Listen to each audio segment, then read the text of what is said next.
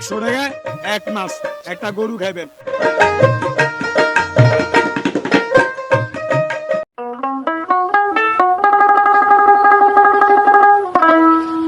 গ্রামীণ জনপদের অন্যতম ধারক ও বাহক হাটবাজার।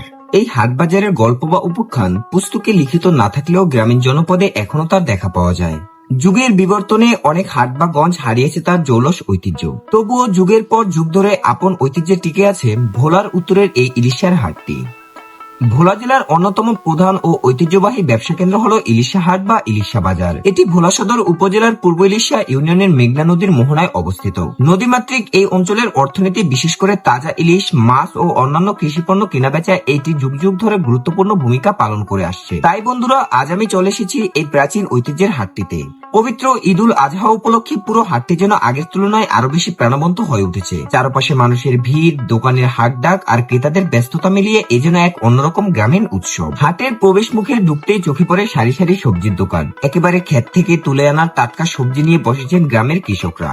কারো দোকানে পুঁই শাক, কারো দোকানে কলমি শাক, আবার কোথাও দেখা মিলছে লেবু, কাঁচামরিচ, লিচু, কাঁঠাল, আরো দেশি কলা। সবুজে ভরা এই অংশটা যেন পুরো হাটের সৌন্দর্য আরো বাড়িয়ে দিয়েছে। এখানে যারা বিক্রি করছেন তাদের বেশিরভাগই গ্রামের সাধারণ কৃষক। সকাল থেকে পরিশ্রম করে নিজেদের উৎপাদিত ফসল নিয়ে এসেছেন হাটে। কেউ দাম বলছেন, কেউ দরদাম করছেন, আবার কেউ হাসি মুখে ক্রেতার হাতে তুলে দিচ্ছেন নিজের ফলানো ফসল। হাটের একটু ভিতরে যেতেই দেখা মিলল পুরোনো দিনের সেই দৃশ্যের, যেগুলো এখন শহরে প্রায় হারিয়ে গেছে। একজন বৃদ্ধ লোককে ঘিরে মানুষের ছোট্ট ভিড়। লোকমুখে শুনলাম তিনি নাকি বহু বছর ধরে তন্ত্রমন্ত্র করে ঝাড়ফুঁকের কাজ করেন। মানুষ এখনো বিশ্বাস নিয়ে তার কাছে আসে। গ্রাম বাংলার এই সরল বিশ্বাস আর লোক সংস্কৃতি আজও এই হাটের ভিতরে বেঁচে আছে। চারপাশে আরো রয়েছে চায়ের দোকান, পানের দোকান, মশলার দোকান আর নিত্য প্রয়োজনীয় পণ্যের ছোট ছোট ব্যবসা। চায়ের দোকানে বসে কেউ গল্প করছে, কেউ রাজনৈতিক আলোচনা করছে, আবার কেউ দূরগ্রাম থেকে এসে এখানে একটু বিশ্রাম নিচ্ছে। মাটির মানুষের এই সহজ সরল জীবনে যেন গ্রামের আসল সৌন্দর্য।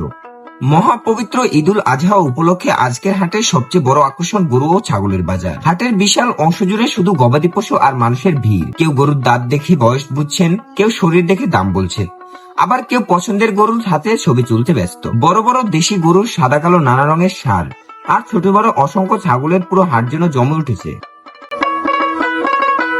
বিক্রেতারা অনেকেই আশা নিয়ে পশু নিয়ে এসেছেন, আর ক্রেতারাও চেষ্টা করছেন নিজেদের সামর্থ্যের মধ্যে সেরা পশুটি ক্রয় করতে। সবচেয়ে সুন্দর বিষয় হলো এই হাটে ধনী গরিব সবার উপস্থিতি। কেউ ব্যবসা করতে এসেছে, কেউ শুধু ঘুরতে, আবার কেউ পরিবার নিয়ে ঈদের কেনাকাটা করতে এসেছেন। হাটের প্রতিটি কোণ যেন এক একটা গল্প বলে। কোথাও শিশুরা ঘুরে বেড়াচ্ছেন, কোথাও চলছে হাসি আড্ডা, আবার কোথাও চলছে ব্যস্ত কেনাবেচা।